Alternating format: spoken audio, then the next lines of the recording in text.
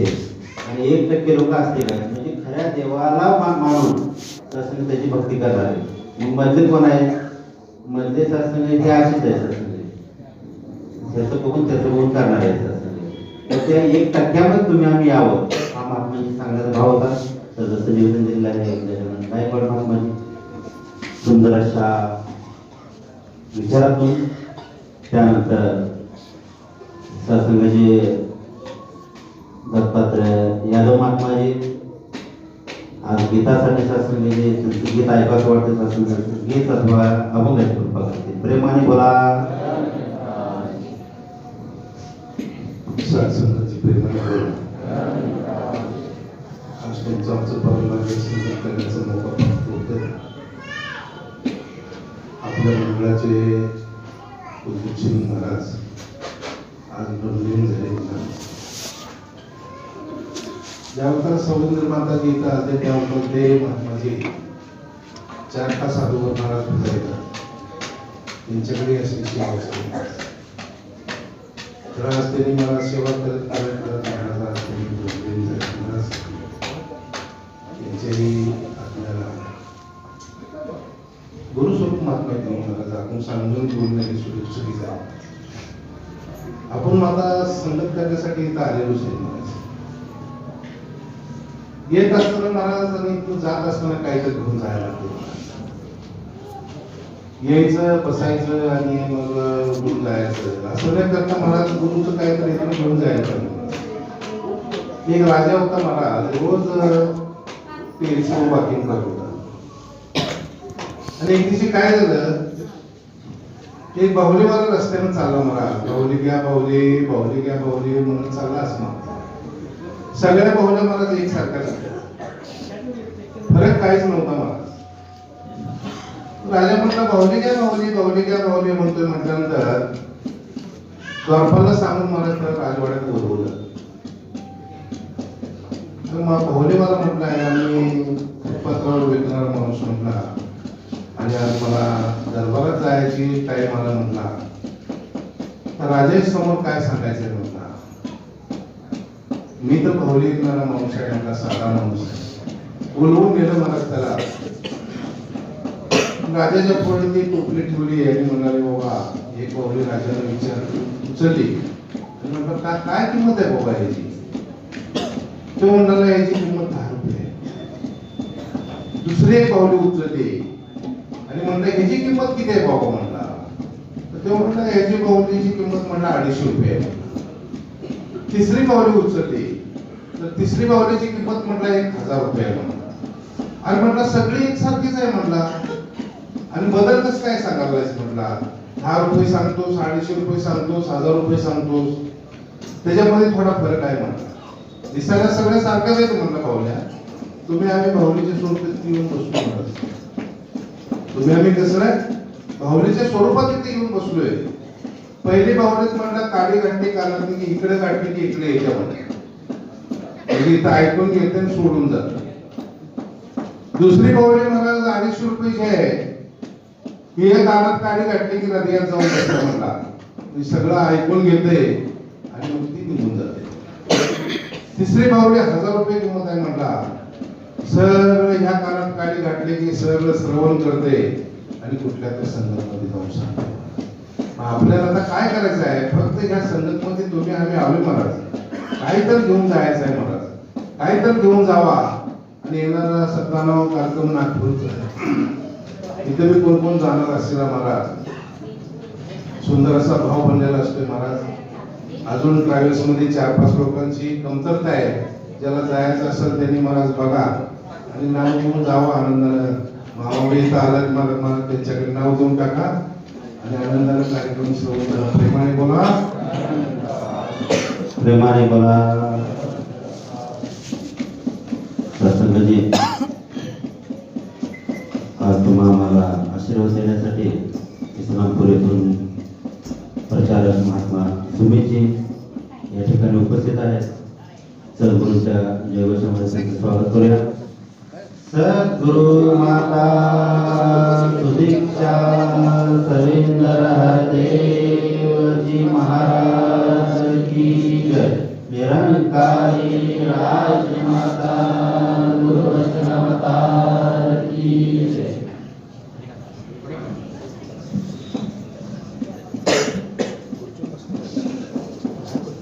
सद्गुरु महाराज दीक्षा सविंदर हरदेव जी महाराज की।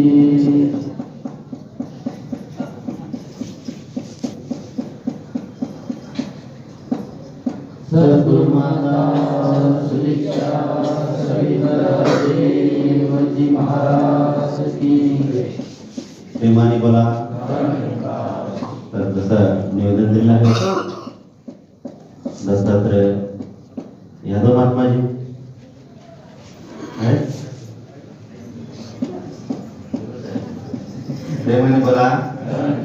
त्यानंतर सुंदर सेवेच्या श्रवणपुऱ्या महात्मा वसंत माळीजी देशी मिथून आणले, प्रेमाने बोला।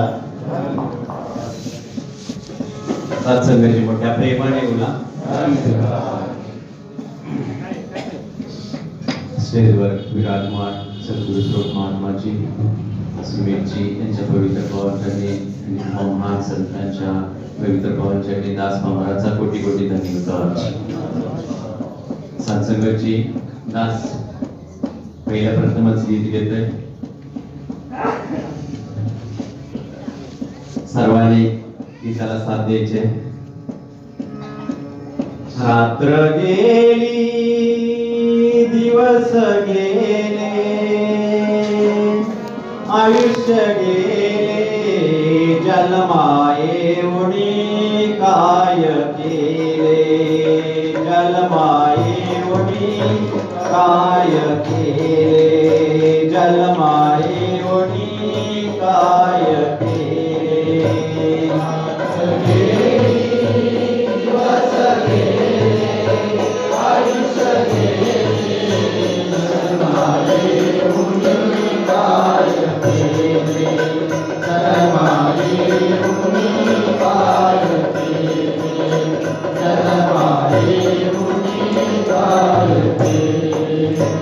विषयाचे सुख घेता घडी चिंता पुन्हा नाही जन्मर्यादा पुन्हा नाही जन्मर्यादा पुन्हा नाही जन्मर्यादा।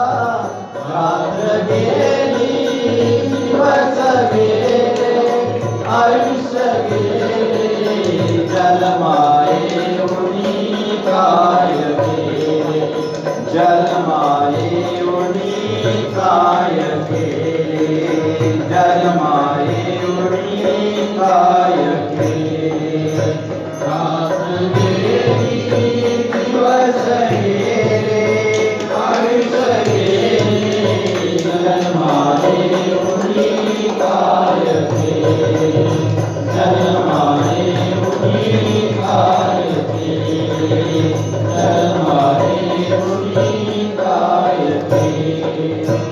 संसार करिता गोड वाटे हरिनामाविन सर्वै खोटे हरिनामाविन सर्वै खोटे हरिनामाविन सर्वै खोटे।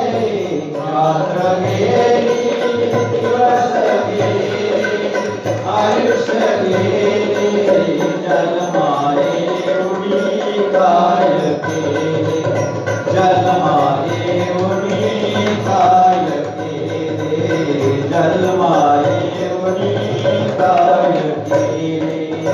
रात्र गेली दिवस गेले आयुष्य गेले जलमायेऊनी काय केले जलमायेऊनी काय केले जलमायेऊनी काय केले। तू का म्हणे का गुंतला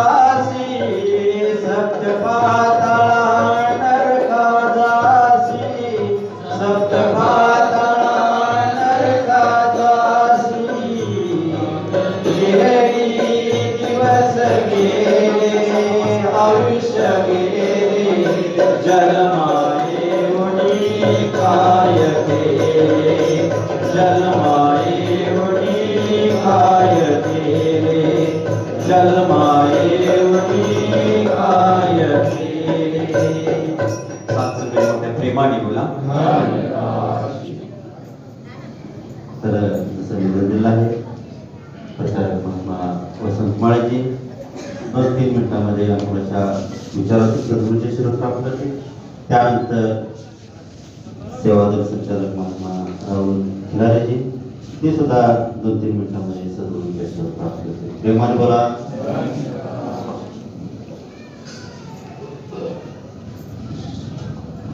सत्संगत जी प्यार से बोलिए, प्रेमाने बोला. धन्यवाद.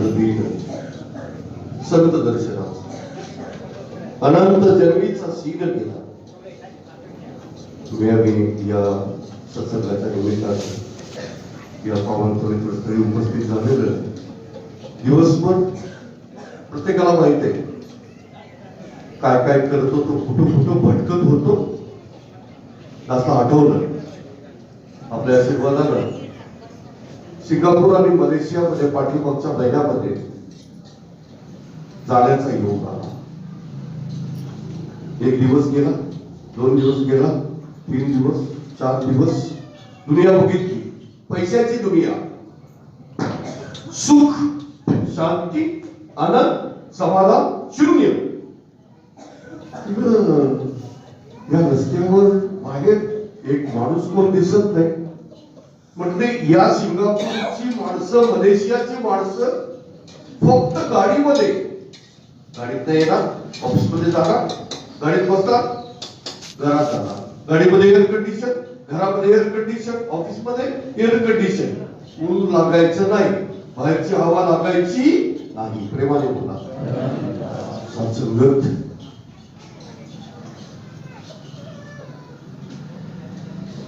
बाहेर गेलं, आपला 60 रुपये त्याचा 1 रुपया. एक कप चहाची किंमत विचारली, म्हटले $7.5 सिंगापूरची. $1 60 रुपये, $7 7 420 आणि अर्धा डॉलर 30 470 रुपये. प्रेमाने बोला. कॉफी विचारून बघूया. ते म्हटले $8, 8 480 रुपये. म्हटलं आम्ही हिंदुस्थानी कशी कॉफी प्यायची? तासाला पाहिजे चहा, तासाला पाहिजे कॉफी. प्रेमाने बोला. सत्संगत सद्गुरूची कृपा झाली. सिंगापूर मध्ये संगत करण्याचा योग आला. महापुरुष तिथले महात्मा घ्यायला आले होते हॉटेलमध्ये. दाच्या संपर्कातला पण एक परिवार डॉक्टर परिवार आहे, तोही तिथं सिंगापूरमध्ये आहे. तेही भेटली, संगत भेटली. एवढा आनंद संतांच्या संगती. म्हणून म्हटलं त्यांनी आज दिन संत दर्शनाचा. जसं त्या संतांचं दर्शन झालं म्हणजे हे आमचं सिंगापूर खरे आहे. नावाला आलो फिरायला, संत दर्शनासाठी आधी इथली आनंदाची गोष्ट सांगायची. मार्च मध्ये स्वयं सद्गुरू माताजी राजपिता रवीजी मलेशिया आणि सिंगापूरला चालले. प्रेमाने बोला. कृपा सत्संगत जो सुख साधू संतांच्या संगतीमध्ये जो आनंद आहे, या एअर कंडिशन गाडीमध्ये, एअर कंडिशन बंगल्यामध्ये, एअर कंडिशन घरामध्ये मिळेल का? इथे कुठं आहे का एअर कंडिशन? एक फॅन चाललाय, लागत नाही, आवश्यक नाही. कृपा हे ज्ञान अनुभव असं ब्रह्मज्ञान भगवाना विचार करूया. नमस्कार केला तर ठीक आहे, नाही केला ठीक आहे, इथपर्यंत आला तरी भरपूर आहे. पण मनामध्ये श्रद्धा असावी, मनामध्ये प्रेम असावं, एक दुसऱ्याबद्दलचा आदर असावा. आणि माताजी काय शिकवत आहे, राजपिताजी काय शिकवत आहे? बोलायचं. काय मला बोलायला येत नाही? नाही येत नव्हतं. प्रेमाने बोला.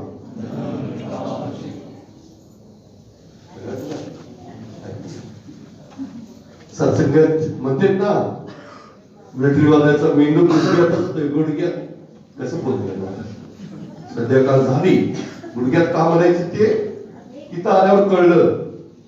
संध्याकाळ झाली दिवस मावळला ड्रेस उतरला गाडी 5व्या गिअर मध्ये लालपरी मैदान में खड़ी वो खड़ी इसने मैं भी खड़ी प्रेमाने बोलायला येत नव्हतं.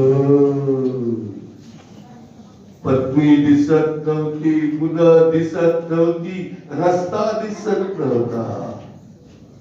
हा म्हणून म्हणते मेंदू गुडघ्यात प्रेमाने बोला. जशी यांची कृपा झाली ऑपरेशन बी केलं नाही हो. बिल पण नाही काय बिल नाही काय खर्च नाही. एक डोकं म्हटलं तेवढं गुडघ्यातलं इथं आणून ठेव बोलायचा अवकाश खास सत्संगत सगायचं कसं बोलायचं कसं राहायचं कसं वागायचं कसं प्रेम कसं आहे का. पती पत्नीमध्ये प्रेम आहे का हो. पिता पुत्रामध्ये प्रेम आहे का. आई बापामध्ये विचार करून घे. मुलांच्यावर प्रेम आहे का. भावा भावामध्ये प्रेम आहे का भिंती आहे भिंती भिंती भिंती मनाच्या भिंती किंतु परंतुच्या भिंती वैर नफरत ईर्षेच्या भिंती शंकर कुशिकांच्या भिंती. जोपर्यंत या भिंती भिंती भिंती पडणार नाही आनंद कसा मिळणार. कृपा करा जर हा आनंद प्राप्त करायचा असेल वैर नफरत की सद्गुरु बाबा हृदयश्री महाराजांचा संदेश शेवटचा 2016चा संदेश महाराष्ट्र मुंबई सभागृह वैर नफरतीच्या पाडून भीती प्रेमाचा पूल आता तरी बांधूया काहीतरी 2024 काहीतरी नवं करूया नवीन जीवन जगण्याचा प्रयत्न करूया.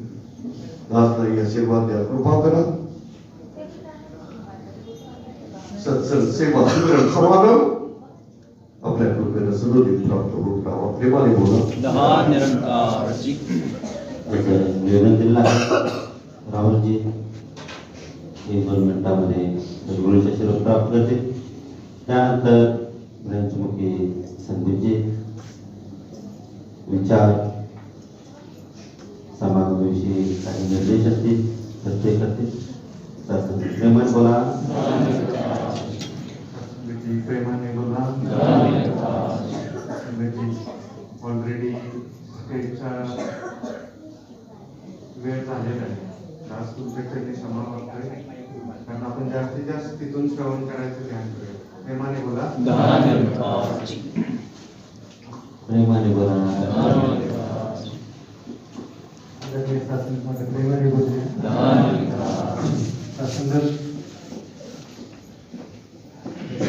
महात्माजी सांगितलं ऑलरेडी वेळ होत आलेला आहे. सत्संगातून आम्हाला भरपूर या ठिकाणी श्रवण करायचं आहे. तर सद्गुरु स्वरूप माऊलींचा सत्कार सत्संगात आज ज्या परिवारांचा संत सर्व संत महापुरुषांची प्रसाद सोय केलेली आहे तो खोत परिवार सत्संग त्या ठिकाणी दुपट्टा घालून सद्गुरु स्वरूप माऊलींचा या ठिकाणी सत्कार करते. त्याचबरोबर सत्संगात या ठिकाणी नुकतंच सत्संगात अजितराव परिवारामध्ये सत्संगात लग्नपणा पार पडला आणि 9 दाम्पत्य सत्संगात प्रपोज जे आहे परिवार तेही सत्संग त्या ठिकाणी दुपट्टा घालून सद्गुरु स्वरूप माऊलींचा सत्कार करते. आणि सत्संगात आज महात्मा संदीपजींचा सत्संग त्या ठिकाणी वाढदिवस आहे. संदीप बाबूरावजी तोही परिवार सत्संग त्या ठिकाणी दुपट्टा घालून सद्गुरु स्वरूप माऊलींचा या ठिकाणी सत्कार करते. सर्वांनी सत्संग सद्गुरूच्या वेळेमध्ये या ठिकाणी सांगितलं आहे. सद्गुरु माता शिक्षा सविंदर हरदेव महाराज की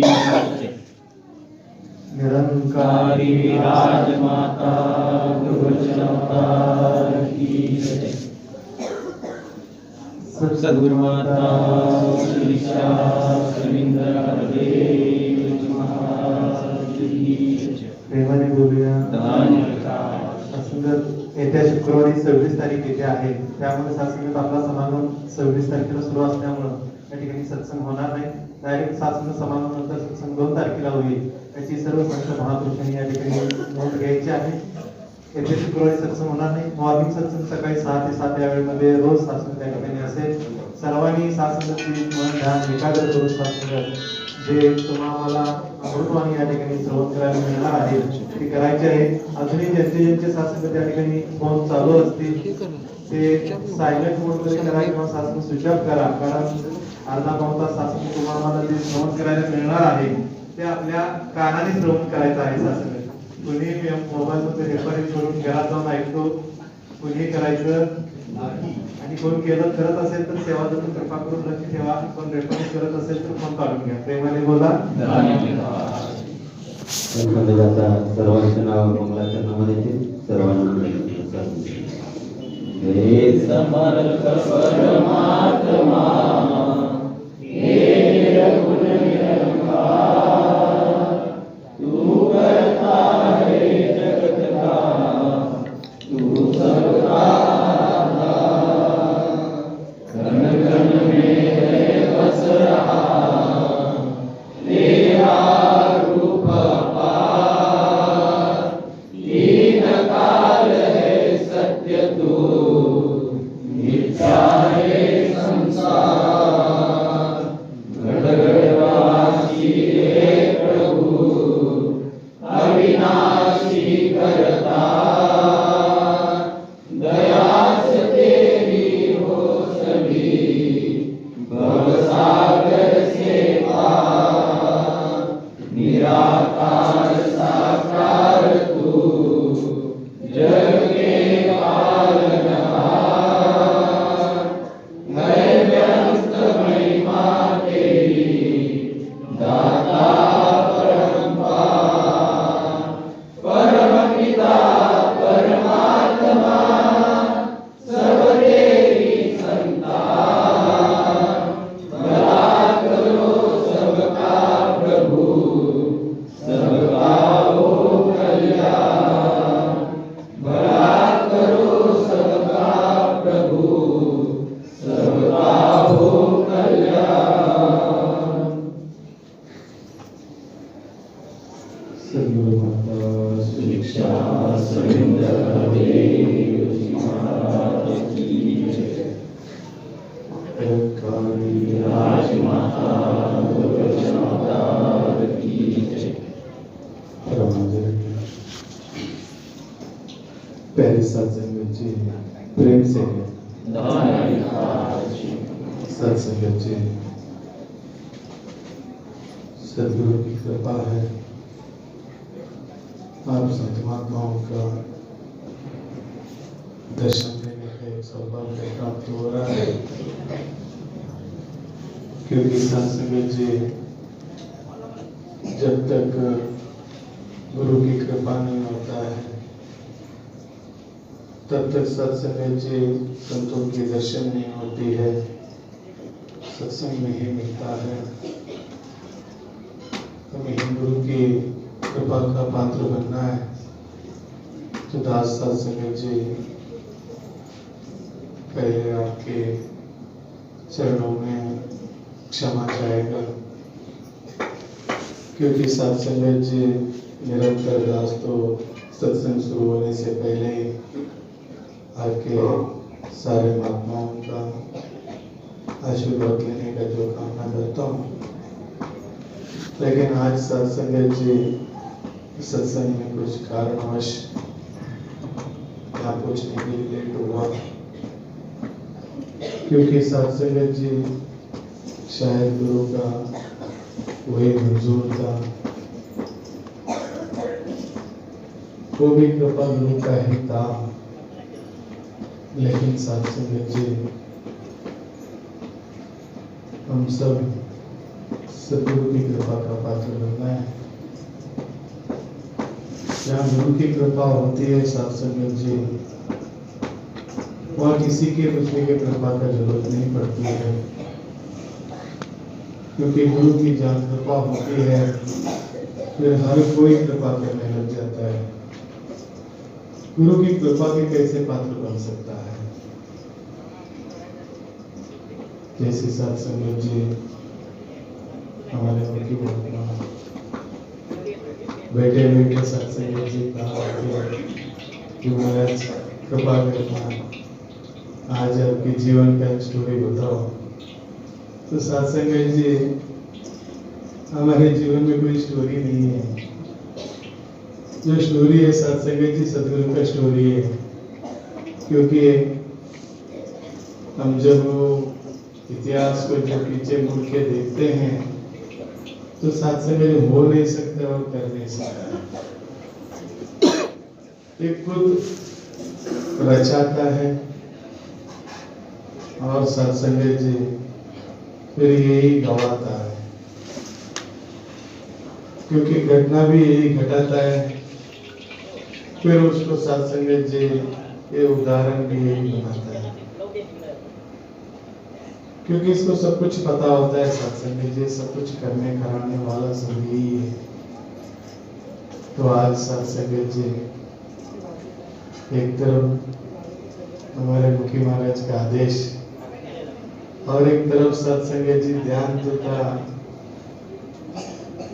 हमारे माली महाराज यहाँ पे है, उनसे हम श्रवण करेंगे। लेकिन सत्संग जी ऐसे हुआ नहीं है, क्योंकि ये समय सदगुरु ने यही बैठने का किया था। तो आओ सत्संग जी, अगर हम जिस तरह निरंकारी मिशन में आया, एक जैसे कहते हैं सत्संग जी, जो सबसे ज्यादा कोई अगर विरोधी निरंकारी मिशन का तो था तो वो मैं ही था। जो सत्संग में सत्संग जी जो आता था तो उनको रोकने का काम अगर करता था तो मैं ही करता था। क्योंकि हम जब मुंबई में जब काम करते थे तो सत्संग जी एक होटल पे कुछ महात्मा निरंकारी महापुरुष था, जैसे हमारे पुरुषोत्तम जी मुंबई में जो था। तो सत्संग जो महात्मा हमेशा कहता था कि महात्मा का घर का बाजू में रहता है, तो आओ सत्संग में आया करो। तो सत्संग जब कहता था कि आपकी कौन सी सत्संग है, और सत्संग जी इतना हमारे उनके ऊपर विरोध बढ़ गया कि जहां दिखता था सत्संग वहां कहता था सरदार जी आ गया। जब इनको समागम के लिए जब छुट्टी चाहिए होता तो हम हर तरीके से प्रयास करता था इनको छुट्टी कैसे ना मिले।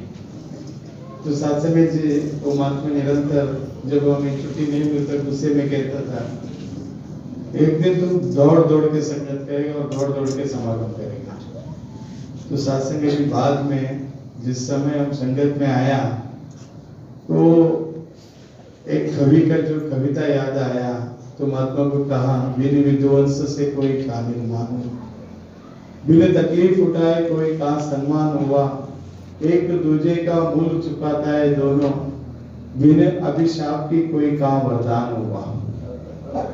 क्योंकि सत्संग जी शायद वो महात्मा गुस्से में ही क्यों ना शाप दे रहा था कि आप एक दिन समागम के लिए भागेगा, संगत के लिए भागेगा, और सत्संग एक दिन इतना भी कह देंगे एक दिन संगत के लिए आप पागल भी हो जाएगा।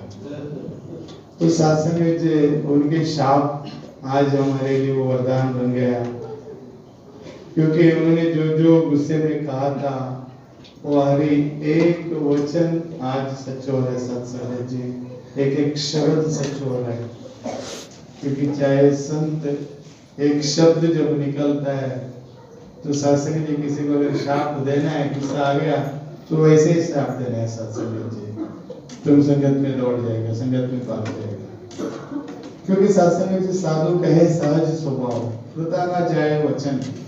जो साधु जो सहज स्वभाव से जब बात करता है सत्संग जी, वो कभी वृथा जाता नहीं है।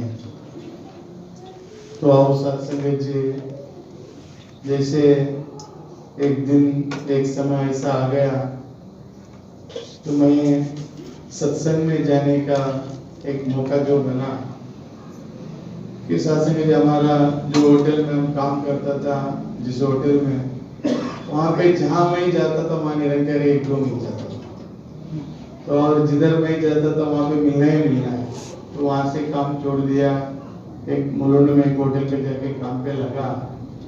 वहां का जो कुक है वो निरंकारी था और सत्संग जी वो रोज रात को जो नाम स्मरण करने के लिए बैठता था, तो मैं भगवान को बहुत मानता था, देवताओं का देवी का जो आराधक था। तो भगवान का जो फोटो होता है वो फोटो जो काउंटर के ऊपर लगाया रहता है, तो मैं भी रात को जप करने के लिए बैठता था होटल बंद होने के बाद, कि भगवान को चेहरा रख के बैठता था। लेकिन ये महात्मा ऐसी कर्मयोगी महात्मा तो उल्टा बैठता था, पीछे की तरफ भगवान और आगे की तरफ चेहरा डाल के बैठता था। मैं उनके और मेरा एक ही जगह था, महाराज आप निरंकारी हो, कोई बात नहीं, आप जो जप कर रहे करो, लेकिन कम से कम ये भगवान का चेहरा देख के तो करो। तो बोलते हैं वो भगवान की जरूरत नहीं, मेरे पास सब जगह भगवान है। मेरा और उनकी रोज की जगह होता था। जब वो नामस्मरण के लिए बैठता था, मैं उसके 1 लीटर पानी फ्रिज पे रखता था उसके सर पे डाल के, कि जब तक ये सीधा घूमेगा नहीं ना तब तक मैं इसको सताता रहेगा। तो जब भी वो नामस्मरण के लिए बैठना है, जैसे वो ध्यान लगा के आंख बंद करता था, हम देख के बैठता था, आंख बंद हो गई, चलो इसके सर पे पानी डालो। सत्संग जी मैंने जितना तकलीफ निरंकारी लोगों को दिया है दुनिया में किसी ने नहीं दिया रहेगा। तो इस तरह सत्संग जी रोज ये घटना जो घटता था, तो एक दिन सत्संग जी वो सुबह उठ के कहता है कि आप कितने भी पानी डालो कोई फर्क नहीं है, लेकिन एक दिन आप हमारे संगत में आओ। तो सत्संग जी एक दिन मन में ऐसे भाव आया, चलो इनके साथ में जाएंगे। तो खिंडेपाड़ा भवन संगत में हम पहुंचा। तो सत्संग जी संगत गया और जाने के बाद जैसे बैठा उधर नींद आ गया, मस्त सोया। तो सत्संग जी नींद खुल गया, तो मंगलाचरण चालू था। मंगलाचरण सुनने के लिए बहुत अच्छा लगा। तो सत्संग जी मैंने मंगलाचरण के लिए रोज संगत में जाता था। फिर खिंडेपाड़ा भवन में चाय और बिस्किट मिलते थे, चलो चाय और बिस्किट के लिए संगत करने लगा। और जैसे सत्संग जी मंगलाचरण सुनते सुनते एक दिन सत्संग जी समागम का जब समय आया, धीरे धीरे अवस्था में परिवर्तन हुआ। जैसे सत्संग जब वहां से नौकरी छोड़ा, कसारा के गांव में जाके संगत काम पे लगा। वहां से सत्संग जी बिजनेस तो नहीं था, लेकिन वहां पगार भी नहीं मिलता था, भाग जाने के लिए पैसा नहीं था, रुक के कोई दूसरा फायदा नहीं था। तो हम सोचा सत्संग जी वहां पे 7-8 निरंकारी महात्मा लोग वहां पे मिले होटल पे। तो कहते हैं चलो महाराज संगत जाएंगे कैसे? 17 से कराड़ी 25-30 किलोमीटर जो होता है, हम रोज उधर चल के आते थे संगत के लिए। 30 किलोमीटर चल के आना और 9 बजे रात को संगत खत्म, फिर चल के जाना। तो इसी तरह सत्संग जी संगत में जाना और फिर चल के रिटर्न आना। एक दिन सत्संग जी ऐसा एक घटना घटा कि ज्ञान तो नहीं लिया था, काफी समय तक दास को ज्ञान नहीं मिला। तो उसके बाद रोज चल के आना जाना करता था। एक दिन सत्संग जी चलते चलते खाना भी नहीं मिला, ना सत्संग में भी खाना मिला कुछ, और चलते चलते इतना भूख लग रहा था और आधा रास्ते में आया, चक्कर आके गिर गया। तो सत्संग जी दूसरा जो महात्मा था दास के साथ में, नागेश बोल के एक महात्मा था, गीत गाता, तो कैसे भी उठा के एक साइड में बिठाया। तो सत्संग जी ट्रक में टेम्पो लॉरी चलाते चलाते एक पगड़ी बांधा हुआ एक सरदार आया और हमको कह दिया उनको कि लेके हमें साथ में लिया और एक ढाबा में लेके गया, खाना खिलाया और सत्संग जी लाके होटल पे लाके छोड़ा। तो सत्संग जी जाते जाते कह दिए इतनी मुश्किल में आप ये क्यों काम कर रहे हैं, आप जाओ। बोला हमें जाने के लिए टिकट के लिए पैसा नहीं है। तो कहते हैं आप बिना टिकट के चला जाओ। तो हमने दूसरे दिन सत्संग जी वहां से निकला, तो खिंडेपाड़ा भवन में आया, बिना विदाउट टिकट जैसे आया। भांडुप में जब उतारा तो उतर के सत्संग जी रहने के लिए तो जगह नहीं था, तो हम खिंडेपाड़ा भवन में गया। तो वहां से सत्संग जी समागम की जो तैयारी हो रहा था, तो मन में लगा सत्संग जी चलो समागम जाएंगे, कहीं ना कहीं नौकरी मिल जाएगा। इस लालच जी लेके सत्संग जी समागम गया।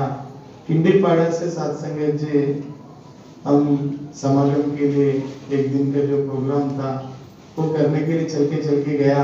जो साथ में जो महात्मा दास का वो भी निकल गया, तो फिर अकेला हो गया।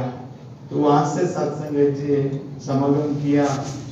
मन में ऐसे भाव आया सत्संग जी गुरु के लिए कुछ तो करना चाहिए, क्योंकि आज अगर ये सदगुरु अगर जीवन में नहीं मिलता तो हमारा जीवन क्या होगा। तो सोच के सत्संग जी उस दिन मुझे पुरुषोत्तम जी ने पनवेल में सुरुचि होटल उनकी एक होटल है वहां पे नौकरी में लगा। तो सत्संग जी नौकरी में गया, तो वहां पे जैसे जाके समागम से गया, वहां पे 50-60 कामगार था, उनको सारा इकट्ठा किया। इकट्ठा करने के बाद सत्संग जी मैंने कहा कि हमने जो संगत किया है आप सबको संगत करना चाहिए। तो सत्संग जी हमने रात को 11 बजे से 12 बजे से 2 बजे का संगत शुरू किया रात को।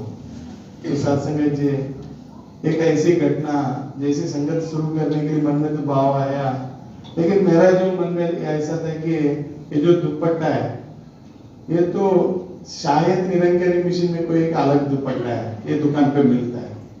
तो हम पनवेल में गए, सत्संग जी हर दुकान में दुपट्टा ढूंढने के लिए मैं गया। तो जहाँ जाता है सत्संग जी सबको पूछने लगा दुपट्टा चाहिए दुपट्टा। तो सत्संग जी कोई लेडीज का जो दुपट्टा ला के देता है, मैं कहते नहीं वो निरंकारी दुपट्टा चाहिए मुझे, क्योंकि मुझे नहीं पता था, मैं संगत करता था लेकिन ये दुपट्टा कहाँ मिलता है कैसे मिलता है। हम संगत में जाता था, पीछे बैठता था और उठ के निकल जाता था। ये दुपट्टा के बारे में कुछ पता ही नहीं था, लेकिन संगत शुरू करना है, संगत शुरू करना है तो दुपट्टा चाहिए। तो सत्संग जी 3 बजे से लेके शाम 7 बजे तक हर एक दुकान घूमते पनवेल में कोई एक दुकान नहीं छोड़ा कि जिस दुकान में दुपट्टा नहीं है। तो सत्संग जी सदगुरु ने ऐसी कृपा किया, शाम को 7 बजे के टाइम पे एक महात्मा आया।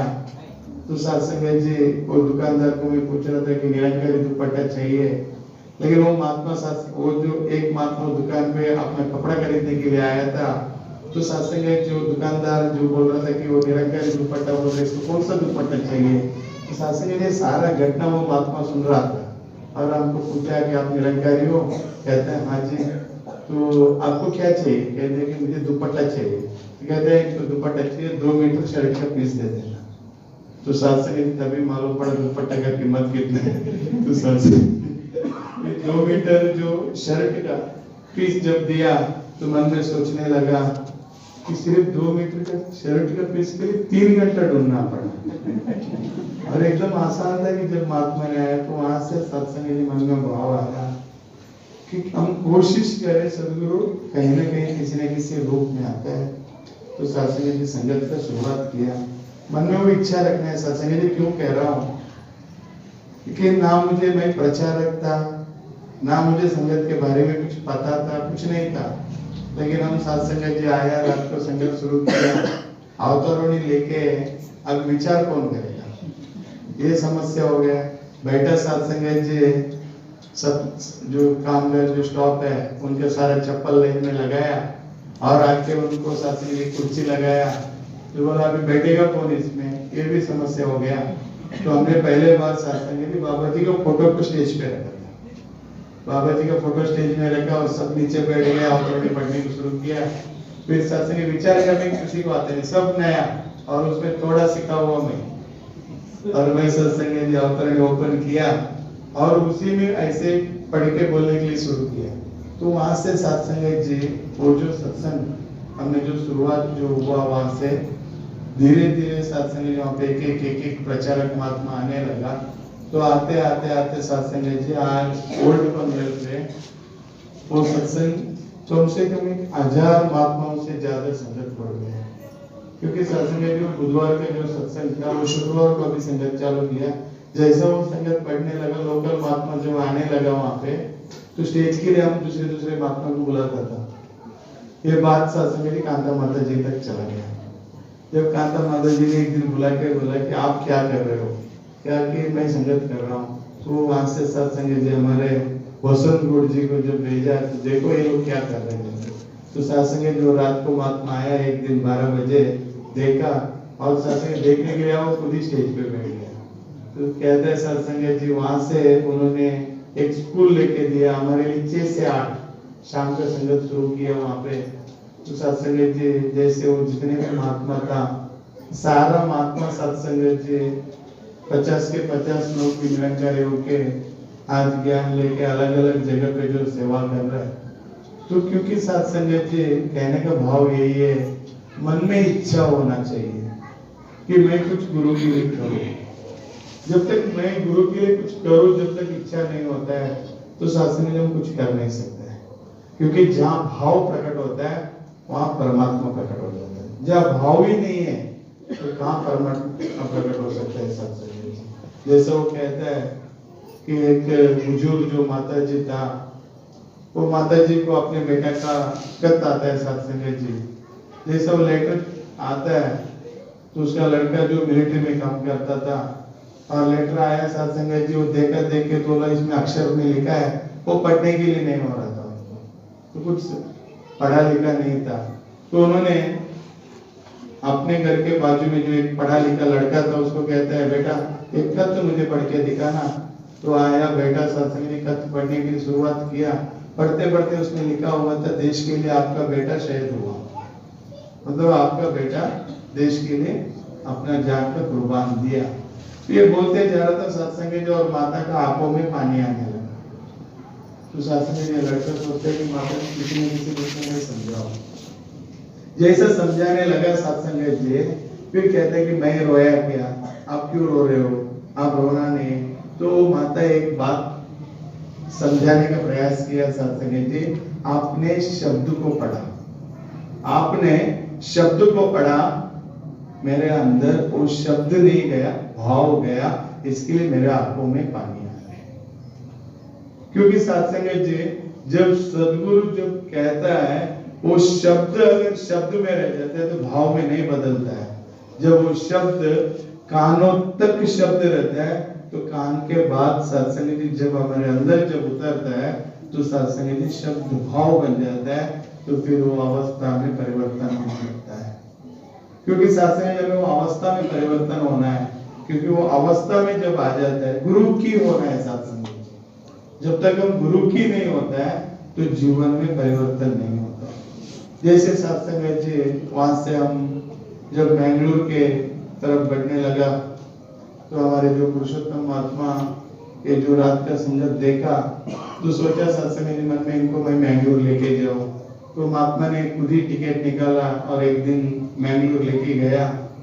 तो सत्संग जी जैसे मैंगलोर गया तो सत्संग जी मैंगलोर में वहाँ का जो मुख्य महात्मा था, एक छोटा सा सत्संग था, 10-15 लोग महात्मा लोग वहाँ पे इकट्ठा होकर बैठता था। तो महात्मा ने सत्संग जी कह दिया कि एक छोटा सा एक भवन के लिए जगह खरीदना है और सत्संग जी को जगह खरीदने के बाद में यहाँ पे एक भवन बनने कितने दिन हम घर में संगत कर सकता है। तो सत्संग जी सहज इसमें कह दिया सत्संग जी आप जगह देख लो, हो जाएगा, कर देंगे। तो सत्संग जी हम वहां से आया और रियली में वो महात्मा जगह देखने लगा। वो टाइम पे हमारा पगार था 2000, जगह देखा महात्मा 3.5 लाख। अब सत्संग जी महात्मा का फोन आया वहां से कि महाराज जगह देख लिया, आप एक काम करना है कि माया भेज दो। तो सत्संग जी हम परेशान में आ गया कि कहाँ से माया भेजे, क्योंकि हम पूरा 10 साल में अगर नौकरी किया तो 3.5 लाख रुपए इकट्ठा नहीं कर सकते। तो सत्संग जी सदगुरु क्या करता है, जब सत्संग जी हमने मन में दास के साथ में 3 महात्मा था, एक लक्ष्मण जी और दूसरे एक राम जी और एक दास, हम तीनों ने सत्संग जी इकट्ठा बैठ के किया। सोचा महात्मा का तो सेवा तो हमारा इससे में आया है, हमें कुछ तो करना पड़ेगा। तो सत्संग जी हमने उसी दिन प्रण लिया मन में कि आज के बाद हम वेस्ट 1 रुपए भी खर्चा नहीं करेंगे, 1 रुपए भी खर्चा नहीं करेंगे। क्योंकि हमने तभी सत्संग जी जब हमें हफ्ते का एक छुट्टी मिलता था तो हम बाहर खाना खाने के लिए जाता था। तो हमें होटल पे खाना नहीं मिलता था, छुट्टी का दिन बाहर खाना खाना चाहिए। तो पहले हमने कोशिश किया कि हमने छुट्टी का दिन हम पूरा दिन भूखा रहता था और जब वो 100-200 रुपए जो मिलता था एक ऐसे नमस्कार का डब्बा बनाया और वो डब्बा में डालने शुरुआत किया। ये पहला जो ये बाद में मन में सोचा कि नहीं अभी ऐसा नहीं कर सकते क्योंकि इससे भी हमारा पैसा इकट्ठा नहीं हो सकता। तो फिर हमने सोचा अभी क्या करना चाहिए। तो सत्संग पनवेल में जो ट्रक जहाँ खड़ा होता है वहाँ पे हमने अंडा बेचने की शुरुआत किया, अंडा पकाने का और सत्संग ट्रक का पास जाने का। फिर बॉयल अंडा बोलते बोलते जब 3 बजे छुट्टी होता था 3 बजे से 7 बजे तक जो अंडा बेचने का काम, सत्संग जी 100 अंडा लेके जाने का और सारा अंडा खत्म हो गया उसका जो प्रॉफिट मिलता था वो प्रॉफिट डब्बा में डाल के रखने के लिए। जैसे सत्संग जी वहां से फिर सोचे कि अंडा बेचने से भी कुछ होगा नहीं, ये भी जल्दी नहीं होगा, फिर क्या करना चाहिए। तो सत्संग जी हमने फिर शुरू किया।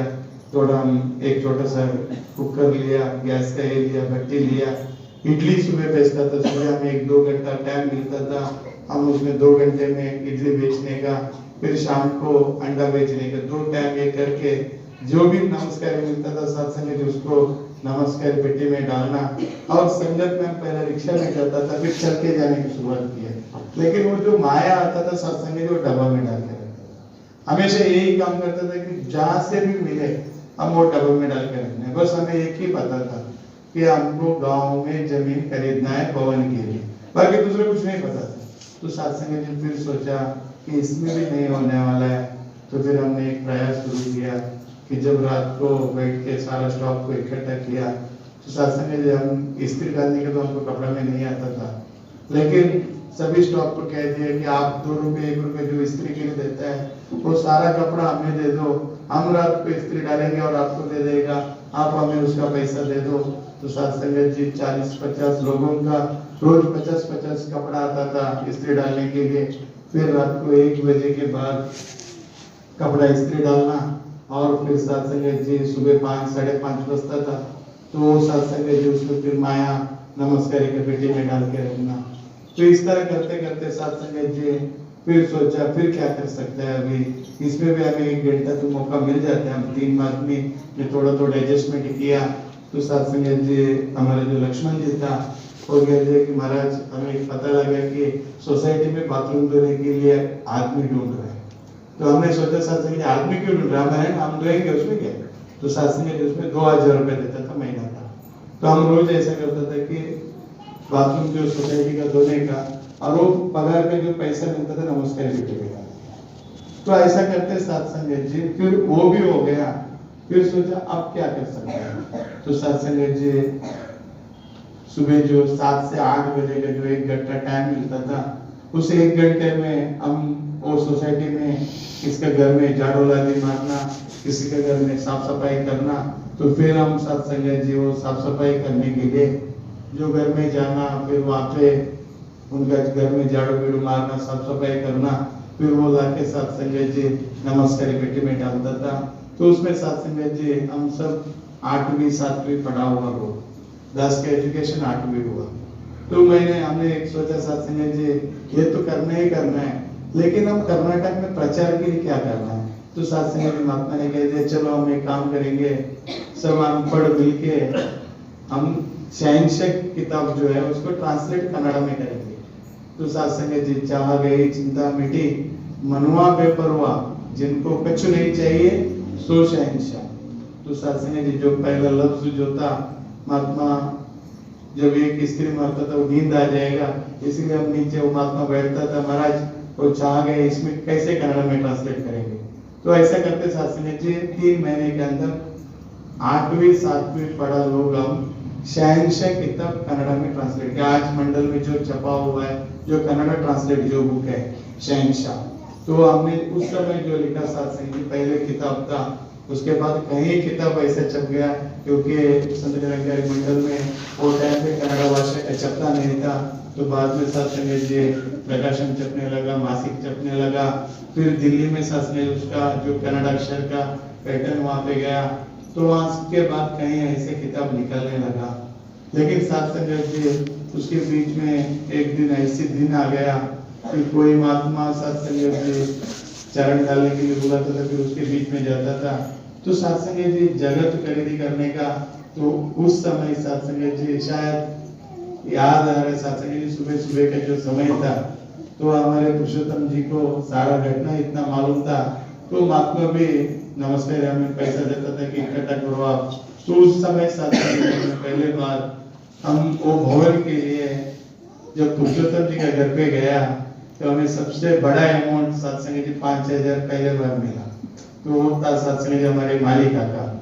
सुबह जब उनके पास गया चाय पीने के लिए, सुबह सुबह का टाइम था, तो 20 साल के पहले की बात है सत्संग जी।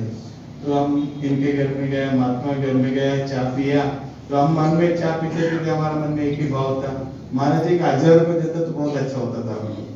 चाय उतरता नहीं था, तो हमारे मन में कि पुरुषोत्तम जी हमको बारे में थे, महाराज टेंशन मतलब बहुत अच्छा बात नहीं देगा कुछ ना कुछ। तो सत्संग जी जब महात्मा अंदर गया, तो हमारे दिल का धड़कन बढ़ने लगा कि महात्मा कितना देगा। तो हमारे अंदर ही बात चल रहा था, महात्मा 500 देगा, महात्मा 1,000 देगा। तो महात्मा पुरुषोत्तम जी कहते नहीं महात्मा बहुत अच्छे है, न्यू में तो कुछ ना कुछ बड़ा है देगा। लेकिन हम कहते हैं कि पावती बुक नहीं है ना हमारे पास, और महात्मा भी पावती पूछेगा तो क्या करेंगे।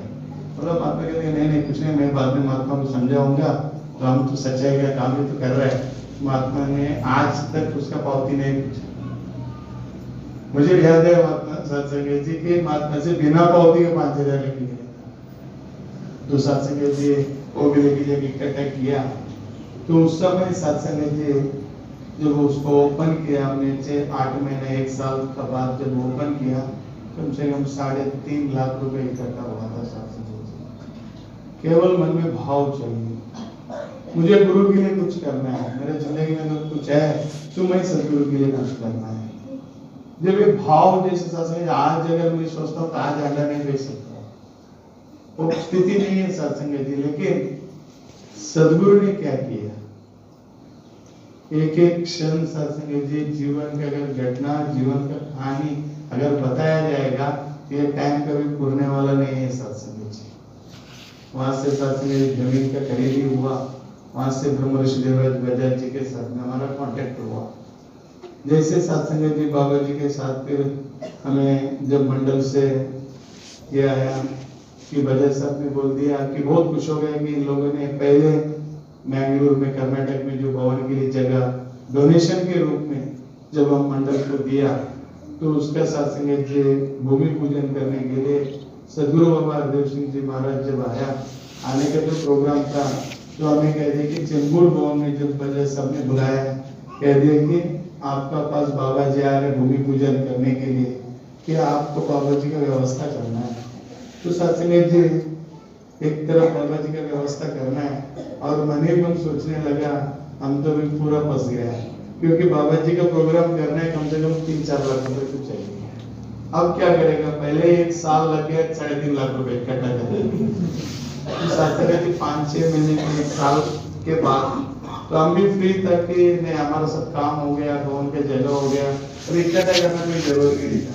तो उस समय सत्संग जी जब बाबा जी का जो प्रोग्राम आया, जब मैंने मुंबई से निकला चेंबूर से, जैसे कहा कि आपका प्रोग्राम है, तो मैंने तुरंत वहां से चेंबूर से एक एसटी पकड़ा, और सर इतना खुश हो गया था कि 4 बजे जो ट्रैवल्स था वो भी भूल गया। मैंने एसटी पकड़ के उधर से आ गया। 3-4 जगह में गाड़ी चेंज करते करते जब मैंगलोर पहुंचा, तो मैंगलोर पहुंचने के बाद सत्संग जी वहाँ कह दिए कि बाबा जी आने वाला है, हमें कार्यक्रम का प्रोग्राम का आयोजन करना है। तो सत्संग जी जब हमने प्रोग्राम का जो आयोजन किया, तो उस समय सत्संग जी सदगुरु अपनी भगत के ऊपर अपनी शक्ति दिखाने के लिए, मैं कौन हूँ समझाने के लिए सत्संग जी सदगुरु क्या करता है। जैसे सत्संग जी प्रोग्राम का नियोजन हो गया, प्रोग्राम का नियोजन होने के बाद हमें माया का कम पड़ने लगा, तो हमने सत्संग जी थोड़ा सोना दास ने खरीद के रखा था, एक चैन, एक अंगूठी था, एक छोटा सा एक ब्रेसलेट था, कि 1-1.5-2 साल में जो इकट्ठा किया वो माया था, तो उसमें खरीद के रखा। तो सत्संग जी जब समागम करना है, तो यहाँ से इकट्ठा कलेक्शन किया, तो पैसा कम पड़ने लगा। तो हमने गया सत्संग जी सोनार की दुकान में गया, तो सारा सोना बेच दिया, और बेचने के बाद प्रोग्राम का आयोजन भी हुआ, अरेंजमेंट किया। तो सत्संग जी जब प्रोग्राम के अरेंज हुआ, हमें लगा बाबा जी का कार्यक्रम है, 1-1.5 हज़ार तक महात्मा लोग आएगा। लेकिन उस दिन सत्संग जी 3,500 महात्मा लोग जब आया तो हम और मुकीब दोनों परेशान कि इनको प्रसादी कहाँ से दे। प्रसादी देने के लिए तो हमारे पास पैसा नहीं है, उधारी मांग नहीं सकते किससे, नमस्कार करने के लिए पैसा नहीं है, तो प्रसादी 1,500 लोगों को कहाँ से देने का। तो हम टेंशन में जो बैठा सत्संग जी, हमने ये सोचा कि इधर का लोकल जितना महात्मा है उनको हम कह देंगे कि आप लोग प्रसादी मत करो, एक काम करेंगे कि जो बाहर से जो आया जो महात्मा होंगे ये लोग प्रसादी करेंगे। तो सत्संग जी उस दिन जब जैसे बाबा जी का शोभा यात्रा का एक आयोजन किया था तो बाबा जी जाते जाते हम तो एकदम पीछे खड़ा था क्योंकि हम हमारे टेंशन में था कि कैसा क्या करना है आगे। जैसे सत्संग जी बाबा जी ने आधे में गाड़ी रुकाया, जहाँ हम दोनों बैठा था वहाँ बाबा जी उठ के चल गया और किसी को भी पता नहीं था बाबा जी गाड़ी पे नहीं। और सत्संग जी बाबा जी का गाड़ी शोभा यात्रा अपने आप आगे चल रहा है, लेकिन बाबा जी हमारे साथ। तो सत्संग जी बाबा जी आके डायरेक्ट पूछते हैं, बाबा जी क्या हो गया, क्यों चिंता में डूबा हो। तो कहते थे बाबा जी कुछ नहीं है, यहाँ पे बैठा है।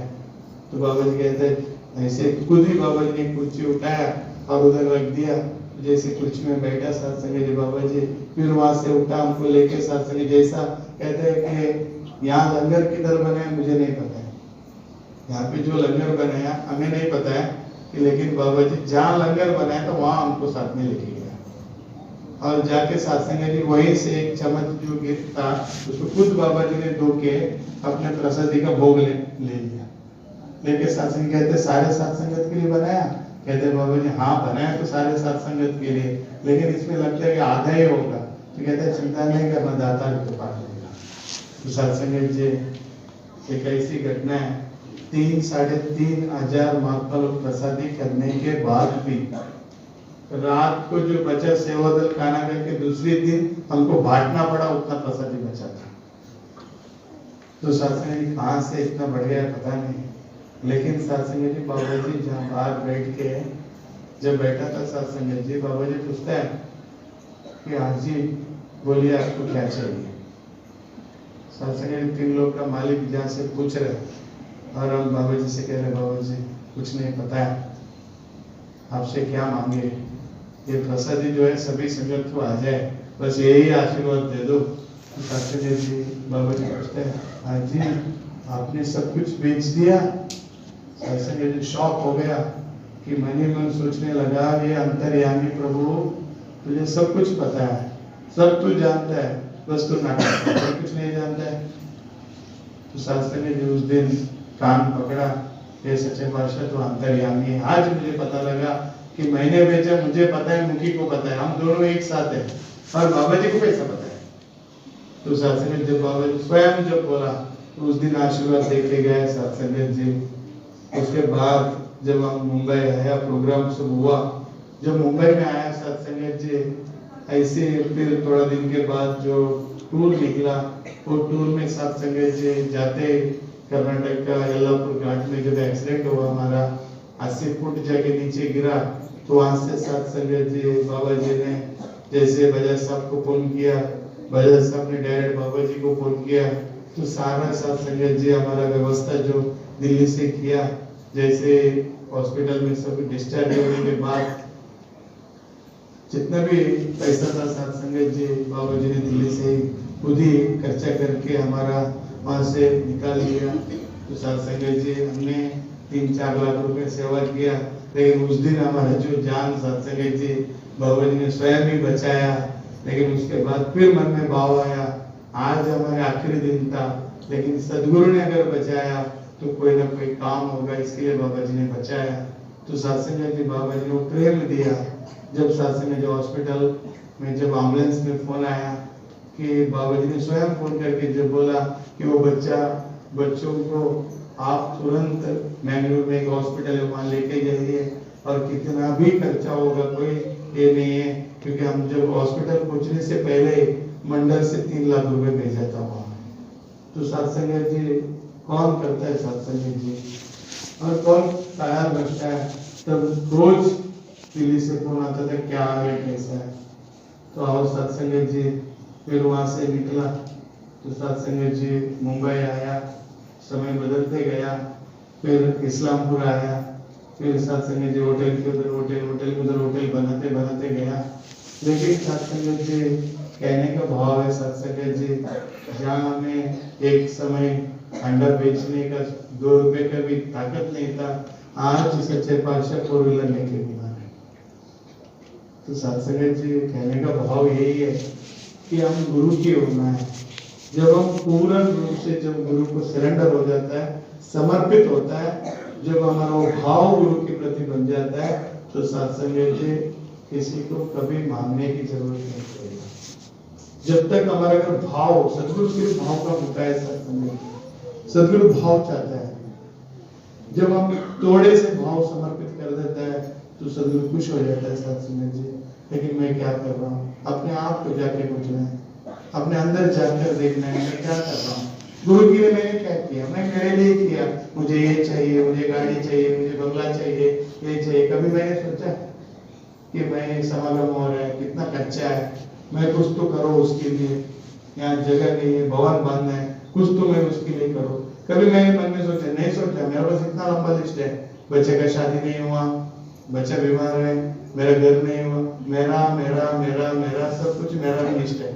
लेकिन जब सदगुरु के बारे में जब सोचने लगता है तो सदगुरु ऐसी कृपा करता है साथ संग जी, वो हमारे बारे में सोचने लगता है। जिक्र करे सो साधु, जिक्र करे सो भोरे। तो हम गुरु के लिए सोचना है, परमात्मा के लिए सोचना है, गुरु निरंकार के लिए सोचना है कि जब वो भाव समर्पित हो जाता है तो सदगुरु सत्संग वहां प्रकट होने लगता है। तो आओ सत्संग जी, हम इसकी भाव बन जाए हमारा, कि जो मन जो है सत्संग जी पूरा रूप से गुरु के लिए सरेंडर हो जाए। क्योंकि सत्संग जी सदगुरु कहता है, सदगुरु हम मन में इतना धारण करके जाए कि सदगुरु को क्या पसंद है और क्या नहीं पसंद है। सदगुरु में एक ही चीज पसंद है सत्संग जी, हम मीठा बोला करें सत्संग जी, प्यार से बातें करें सत्संग जी। बस अपने आप को परीक्षा करना, मैं प्यार से बात करता हूँ क्या।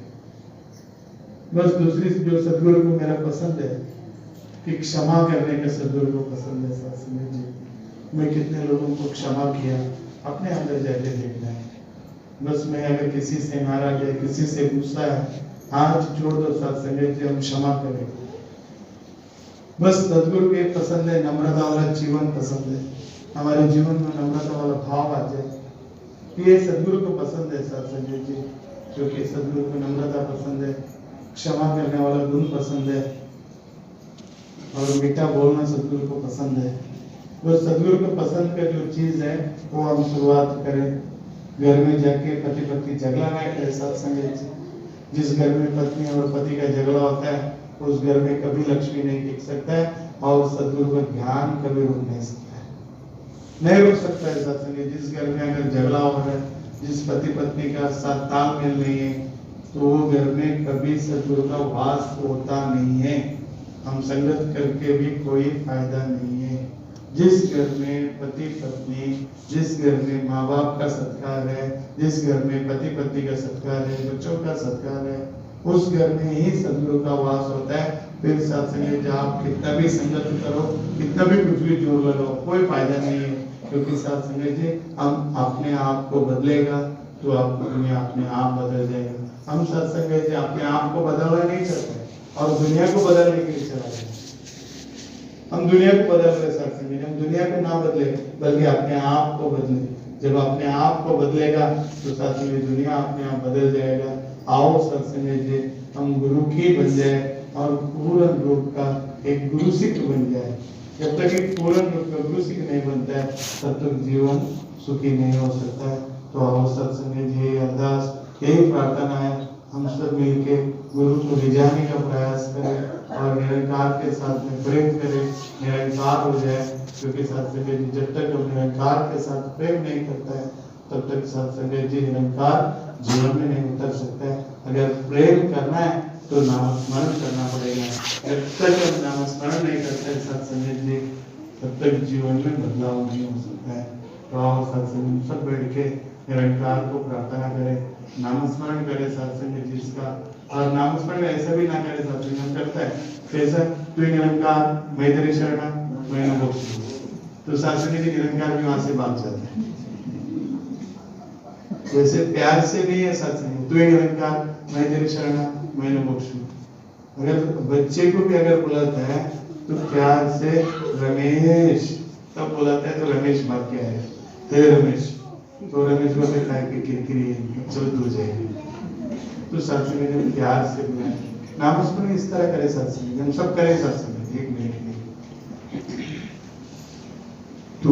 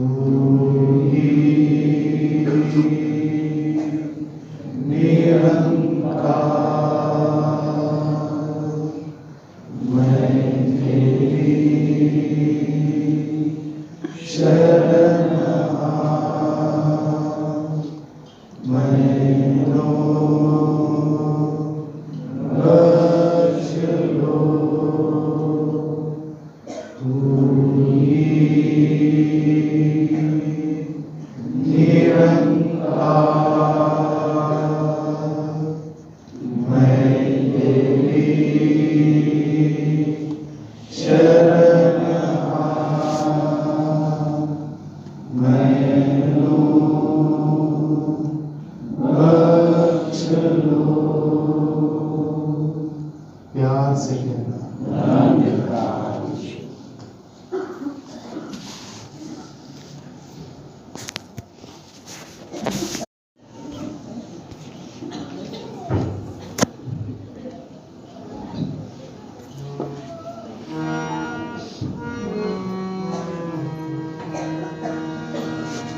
तेरी ओट सहारा तेरा तन मन डोल यह अवतार तेरे ही दाता दिन राति गुण गावा यह अवतार तेरे ही दाता दिन राति गुण गावा एक तू ही निरंकार एक तू ही निरंकार तू ही निरंकार एक तू ही निरंकार नया सदा भुवनहार नया सदा भुवनहार तुझे दाता बख्शनहार तुझे दाता बख्शनहार मेरे अपना पिता मेरे अपना पिता तू ही निरंकार तू ही निरंकार तू ही निरंकार तू ही निरंकार तेरा रूप है संसार तेरा रूप है संसार सबका भला करो करतार सबका भला करो करतार मेरी मंगल है दाता मेरी मंगल है दाता एक तू ही निरंकार एक तू ही निरंकार तू ही निरंकार एक तू ही निरंकार मेरा डोलेगा इतबार मेरा डोलेगा इतबार बख्शो श्रद्धा भक्ति प्यार बख्शो श्रद्धा भक्ति प्यार करो मैं संतों का सत्कार करो मैं संतों का सत्कार तू ही निरंकार एक तू ही निरंकार तू ही निरंकार एक तू ही निरंकार